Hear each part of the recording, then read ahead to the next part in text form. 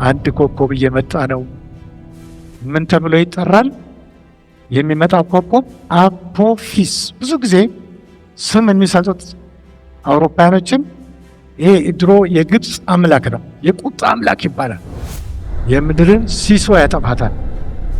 ምድር ትጨልማለች፣ ውሃም መራር ይሆናል። ሰዎች ውሃ ጠጥተው አይድኑም፣ ይሞታሉ። ስለዚህ በረሃብ የሰው ልጅ ያልቃል። እግዚአብሔር አሳየኝ አለ። መቼ ነው አለ?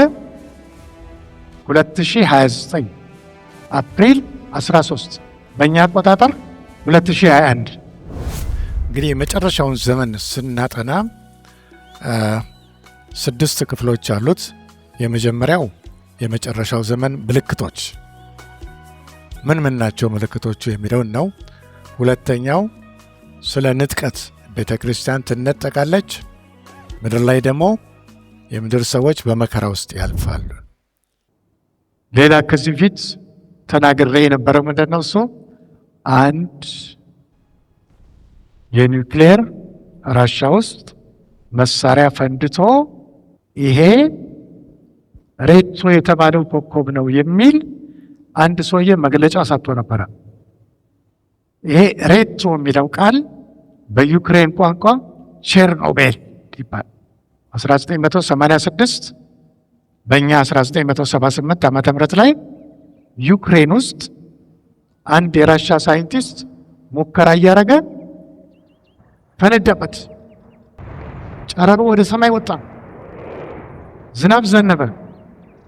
ዝናብ የት ዘነበ?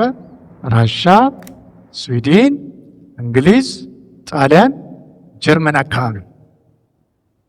እዛ ዘንቦ ምን ሆነ? ውሃን በከለ። በውሃው ጠንቅ ምን ሆነ? ወደ 2-3 ሚሊዮን የሚጠጉ ሰዎች ሞቱ። ይሄን አልነበረም። እስከዛ ጊዜ ድረስ ግን ይሄ ነው ተብሎ ይታሰብ ነበር። አሁን ሌላ ነገር መጣ።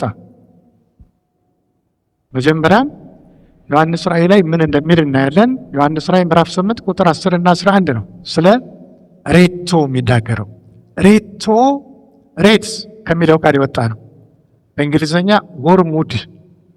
ወርምውድ የሚለው ቃል ሬትስ የሚለውን ዛፍ ወይም ተክል ያመለክታል። በዩክሬን ቋንቋ ቼርኖቤል ከተማዋ ራሷ የተጻፈችው በምን ስም ነው? ቼርኖቤል የሚለው ቃል ሬትስ ማለት ነው። ባለፈው ጊዜ ከ2 ዓመት በፊት ስመጣም አይተነዋል። አሁን ግን ምን መጣ? አዲስ ሰውዬ መጣ። የእግዚአብሔር ሰው ነኝ የሚል ራእይ ያየ። ይህ ሰውዬ የሚናገራቸው ትንቢቶች ትክክል አይደለም ይባል ነበር። ለምሳሌ ፖፕ ጆን ፖል በሰከንድ ወይም ደግሞ የካቶሊክ ጳጳስ የነበሩት ጆን ፖል ከስልጣን ይወርዳሉ አለ። አለ ቢቢሲ። እንዴት? ይሄማ ስህተት ነው። እስከ ዛሬ ድረስ ማንም ጳጳስ ከስልጣን ወርዶ አያውቅም።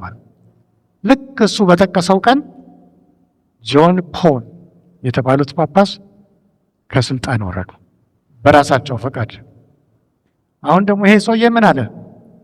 አንድ ኮከብ እየመጣ ነው፣ ከሰማይ ነው እየመጣ ያለው እና ምድር ላይ ይመጣል፣ የምድርን ሲሶ ያጠፋታል። የምድር ሲሶ መጥፋት ማለት ቀላል አይደለም። ምድር ትጨልማለች፣ ውሃም መራር ይሆናል። ሰዎች ውሃ ጠጥተው አይድኑም፣ ይሞታሉ። ፀሐይ ደግሞ ካላገኘ ተክል አይበቅልም። ስለዚህ በረሃብ የሰው ልጅ ያልቃል። እግዚአብሔር አሳየኝ አለ። መቼ ነው አለ? 2029 አፕሪል 13 በእኛ አቆጣጠር 2021 ሚያዝያ 5 በኢትዮጵያን አቆጣጠር 2021 ላይ ዓለም ትመታለች። ሳይንቲስቶችም ልክ ነው አሉ። ተመልከቱት፣ ኮከቡ ወደ መሬት እየመጣ እየፈጠነ ነው ያለው። ይሄ ግን መከራው ዘመን ላይ ይመጣል ተብሎ ነበር የሚታሰበው። ስለዚህ ይሄ ምን ተብሎ ይጠራል? የሚመጣው ኮከብ አፖፊስ። ብዙ ጊዜ ስም የሚሰጡት አውሮፓውያኖችም ይሄ ድሮ የግብፅ አምላክ ነው፣ የቁጣ አምላክ ይባላል። ሀገራቸው ላይ አልፎ አልፎ ኮከብ ስለሚወድቅ ምን ብለው ይጠሩታል? አምላካችን ተቆጣ እያሉ አፖፊስ። ተመልከቱት፣ አፖፊስ ወደ መሬት በፍጥነት እየመጣ ነው። ሳይንቲስቶች አሁን ተዘጋጅተዋል።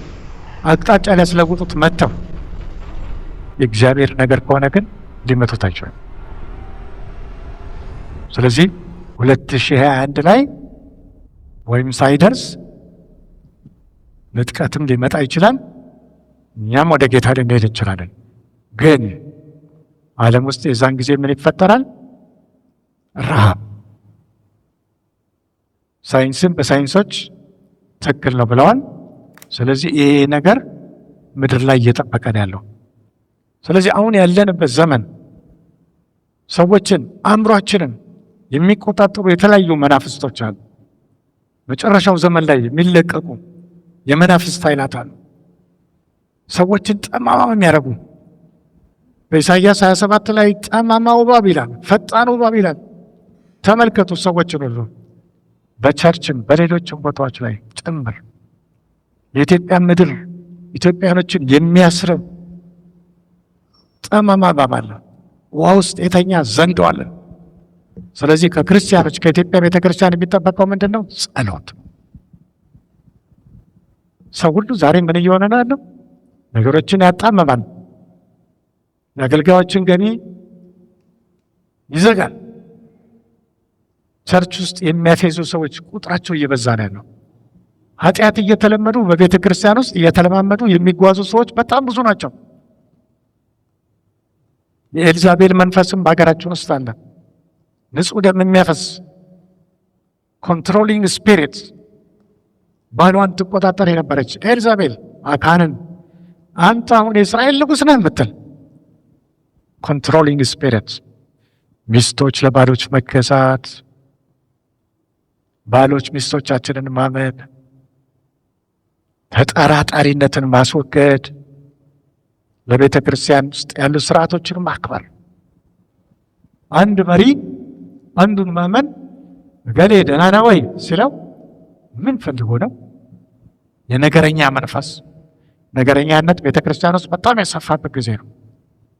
ሰዎች በልሳን የሚያፌዙበት፣ በጸሎት የሚቀልዱበት አይነት ዘመን ላይ ነው። የቃየል መንፈስ በውርስ ሰዎች የሚጣሉበት፣ በቤተ ክርስቲያን ውስጥ በአገልግሎት የሚቀናኑበት ዘመን ላይ ነው ያለነው።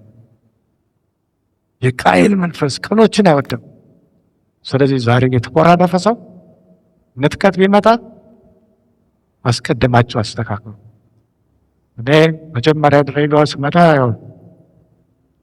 የሆንኳቸው ነገሮች ነበሩኝ። ስለ ድሬዳዋ የምንባያቸው ነገሮች አሉ። የድሬዳዋ መመን በጣም የማከብረው መመን ነው። ግን እግዚአብሔር በዛን ዘመን ላይ ያሳየኝ ነገር የዛሬ 2013 ላይ ጸሎት በጣም እንደጎደለ ድሮ 1981 በሀገር ደረጃ የመጡ መተተኞች ከግብፅ፣ ከህንድ፣ ከቻይና የተለያዩ ሰርከስ እያሉ ኢትዮጵያ ውስጥ ለማሳየት ሲሞክሩ ክርስቲያኖች ድሬዳዋ ላይ በጣም ይጸልዩ የነበረበት ጊዜ መሳሪያዎቻቸው፣ ዘንዶቻቸው፣ አዞዎቻቸው ምን ሆኑ? ሞቱ። ዛሬ ከጸሎት ይልቅ ሌሎች ነገሮች ቅድሚያ የተሰጠበት ዘመን ነው። ጸሎት ዛሬ እንደ ሞኝነት የተቆጠረበት ነው። ስለዚህ ዛሬ ራሳችንን ማዘጋጀት ያለበት ጊዜ ነው። ክርስቶስ ምጽአት በደጅ ነው። ክርስቶስ ሊመጣ ነው። ቤተ ክርስቲያን ውስጥም ፍርድ ይመጣል። ፍርድ የሚጀምረው ከእግዚአብሔር ቤት ነው። ስለዚህ ተጠንቅቀን እንኑር። የእግዚአብሔር ነገር ስላለ እና ንጥቀት ደግሞ መቼ እንደሆነ አዳምቅ። የተከፈለልን ዋጋ ከፍተኛ ነው። ከዛ የተነሳ እንግዲህ እግዚአብሔርን ነገር ቅድሚያ ስጡ፣ ጸልዩ፣ ቃል አንብቡ። ምክንያቱም ሀገራችን ችግር ውስጥ ነች ያለችው። ከኢትዮጵያኖች ነው እግዚአብሔር ጸሎትን የሚፈልገው፣ ግን እየጸለዩ ያሉት የውጭ ሀገር ሰዎች ናቸው። አዲስ አበባ ላይ ማላጆች አሉ፣ ነግሬያቸዋለሁ ለእነሱ። ጸሎት በጸሎት ነው ኢትዮጵያ ነፃ የምትወጣው። ይህ ዘንዶ ውሃ ውስጥ የተኛም ኢትዮጵያኖችን የሚያስርበው ደም የሚያፋስሰው ነገድ ከነገድ ወንድም ከወንድም የሚያዋጋው የዘንዶ መንፈስ ነው። ለእሱ መሳሪያ ምንድን ነው? ጸሎት። በኢትዮጵያዎች ላይ የተኛ ዘንዶ ይቆራረጣል። ዛሬ ራሳችንን ለእግዚአብሔር በማስገዛት እግዚአብሔር የሚፈልግብንን ነገር እናድርግ። በሕይወት ያኖረን ለዛ ነው። በሕይወት ያኖረን እንድንጸልይ ለሌሎች መፍትሄ እንድንሆን ነው። ስለዚህ መፍትሄነታችንን በሚገባ መወጣት እንድችል እግዚአብሔር ይርዳን። አጭር ጸሎት እናደርግና የዛሬውን እዚህ ጋር እንጨርሳለን።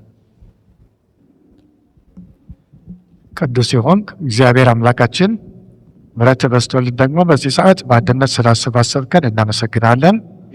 ስንመጣ ከእኛ ጋር እንደሆንክ እግዚአብሔር አምላካችን ሆይ አሁንም ወደ ያለንበት ወደምንኖርበት ስንሄድ ከእኛ ጋር ሂድ። እግዚአብሔር አምላካችን የሚቀጥሉትንም ትምህርቶች መከታተል እንድንችል ጸጋን አብዛልን።